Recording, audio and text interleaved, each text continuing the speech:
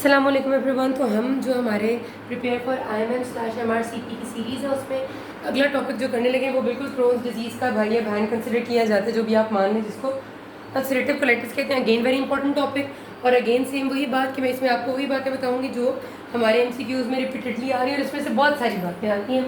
जिस तरह मैंने आपको बताया था कि क्रोन्स में से भी बहुत सारी बातें आती हैं। ठीक हो गया? तो स्टार्ट करते हैं जी। सबसे पहले अल्सरेटिव कोलाइटिस की पैथोलॉजी। आपको पता है कि मैंने जिस तरह क्रोन्स में बात की थी कि ये माउथ टू एनस इन्वॉल्व करते हैं, तो अल्सरेटिव कोलाइटिस इसके जैसा नहीं है। अल्सरेटिव कोलाइटिस आपका पर्टिकुलरली रेक्टम से शुरू होता है हमेशा और कभी भी इलियोसिकल जंक्शन से पीछे नहीं जाता। इलियोसिकल जंक्शन का मतलब ये है कि जहाँ पर आपका लार्ज इंटेस्टिन ऐसे करके यहाँ पर स्मॉल इंटेस्टिन से कनेक्ट हो रहा होता है। ये स्मॉल इंटेस्टिन है और ये लार्ज इंटेस्टिन है। इस वाली जंक्शन को इलियोसिकल जंक्शन कहते हैं। यहाँ पर आइलियम है और यहाँ पर सीकम है लार्ज इंटेस्टिन का। तो ये जो हमारी डिजीज़ है जिसको हम कहते हैं जी अल्सरेटिव कोलाइटिस, ये सिर्फ लार्ज इंटेस्टिन को इन्वॉल्व करती है। इलियोसिकल जंक्शन से पीछे स्मॉल इंटेस्टिन में कभी भी नहीं जाती। स्टार्टिंग पॉइंट इसका हमेशा रेक्टम होता है। रेक्टम से ऊपर की तरफ जाएगी तो सिग्मोइड कॉलन, फिर descending colon, transverse colon and ascending colon, इस तरह पीछे की तरफ आएगी, पर यहाँ आके रुक जाती है। कंटिन्यूअस फैशन में ये प्रोग्रेस करती है, स्किप लीजन्स नहीं होती इसमें, पहली चीज़। ठीक है।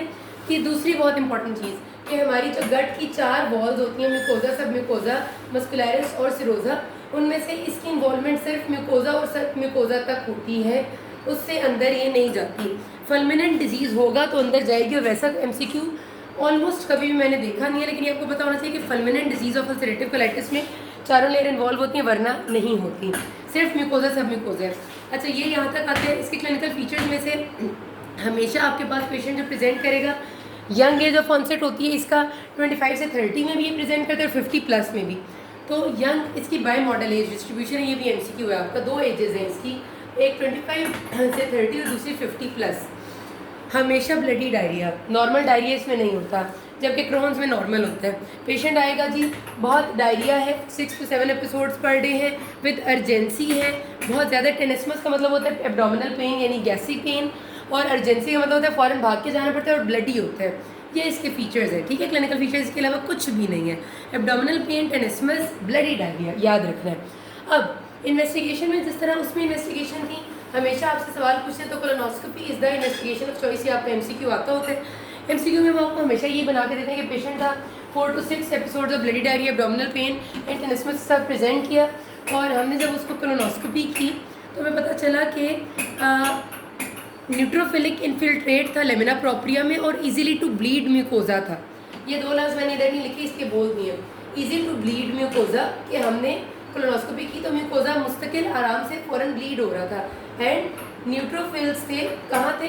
Lamina propria. लेमिना प्रोप्रिया आपकी म्यूकोजा की लेयर होती है उसमें, तो लेमिना प्रोप्रिया में न्यूट्रोफिल्स का होना और इजी टू ब्लीड म्यूकोजा और साइंस ऑफ अल्सरेटिव कोलाइटिस, ये आपसे MCQ में पूछते हैं। ठीक है, फिर डिजीज़ का पूछ लेंगे तो अल्सरेटिव कोलाइटिस, या ये दोनों नाम आपसे पूछेंगे कि किस डिजीज़ में होते हैं तो अल्सरेटिव में होते हैं। उसके अलावा जिस तरह मैंने आपसे कहा कि ये आपका सिर्फ म्यूकोजा, सब म्यूकोजा को इन्वॉल्व करते हैं, तो बहुत ज़्यादा ना ऐसे वो जगह इन्फ्लेम्ड हो जाती है जिस जगह को नहीं इन्वॉल्व करते हैं। वो जो इन्फ्लेम्ड जगह, वो ऐसा लगता है पॉलिप बना हुआ है। Polyp is an out growth, लेकिन वो असली पॉलिप नहीं होता, वो बेसिकली गट की इन्फ्लेमेशन होती है, और वो नज़र ऐसी आती है जैसे कोई पॉलिप है तो उसको हम सूडोपॉलिप्स कहते हैं। तो सूडोपॉलिप्स का लफ्ज़ भी अल्सरेटिव में आता है। जो नॉर्मल गट की हॉस्ट्रेशंस का पैटर्न है वो लूज़ हो जाता है, क्योंकि सारा म्यूकोजा ख़राब हो जाता है, लॉस ऑफ हॉस्ट्रेशंस। फिर क्रिप्ट एब्सेसिस, जब इन्फ्लेमेशन ख़त्म होगी और पूरा ऊपर आपका बन जाएगा, एब्सेस बन जाएगी, इन्फ्लेमेटरी एरिया बन जाएगा, तो वो क्रिप्ट्स बीच में ऐसे हो जाते हैं।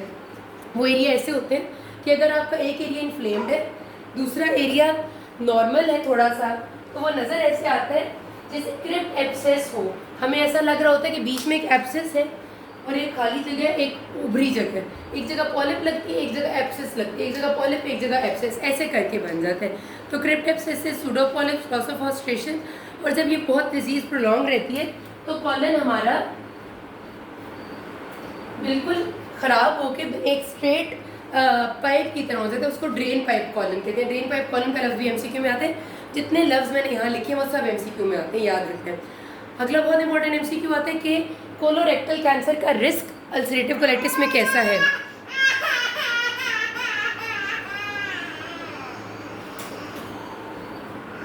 अल्सरेटिव कोलाइटिस में कोलोरेक्टल कैंसर का रिस्क बहुत ज़्यादा है।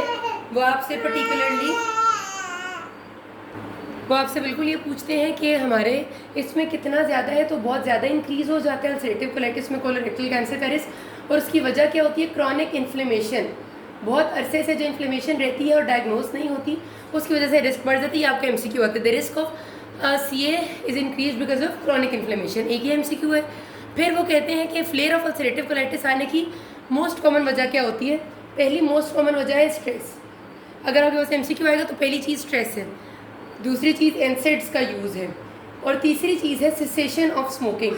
अगर एक बंदा पहले स्मोकर था और वो स्मोकिंग छोड़ देता है तो अल्सरेटिव कोलाइटिस की फ्लेयर आ जाएगी, जिसका मतलब ये है कि स्मोकिंग हक में है अल्सरेटिव कोलाइटिस की, जबकि smoking is against Crohn's disease. तो स्मोकिंग का छोड़ना, ये MCQ लाजमी आता है, ये बहुत दफ़ा आता है कि अगर स्मोकिंग एक बंदे ने छोड़ दी थी तो क्या उससे अल्सरेटिव कोलाइटिस अच्छी होगी या बुरी? तो अल्सरेटिव कोलाइटिस उससे बुरी हो जाएगी। मतलब स्मोकिंग करने वाले बंदे को ये फेवर करती है कि ये उससे कंट्रोल में रहती है। ये फ्लेयर की बातें होगी। CA का रिस्क मैंने कहा था क्रॉनिक इन्फ्लेमेशन की वजह से बढ़ जाता है।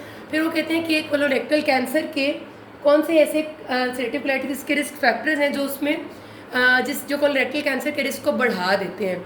अगर उम्र बंदे की 15 साल से कम हो, यानी डिज़ीज़ जल्दी शुरू हो जाए अल्सरेटिव कोलाइटिस, और डिज़ीज़ 10 साल से ज़्यादा गुजर चुके हों डिज़ीज़ को हुए हुए, या सारा कॉलन इन्वॉल्व हो, लार्ज कॉलन पैनकोलाइटिस हो, या ऐसी डिज़ीज़ हो जो ठीक ना होती हो, अनरिमिटिंग डिज़ीज़ हो, ठीक है, या फिर पुअर रिस्पॉन्स टू ट्रीटमेंट हो। ये 5 चीज़ें हैं जो CA के रिस्क को बढ़ा देती हैं, MCQ में आती हैं, बारी बारी सारी आई हुई हैं, ठीक है। वो आपसे पूछते हैं कि CA का रिस्क अल्सरेटिव कोलाइटिस में किस चीज़ की वजह से बढ़ेगा, इनमें से कोई भी एक फैक्टर होगा तो बढ़ जाएगा, ठीक है। अच्छा, यहाँ पर अब ये बात खत्म करते हैं। अगली वीडियो में आपको मैनेजमेंट बताती हूँ। इसी कोई मसला हो कि नाज़ में। Thank you.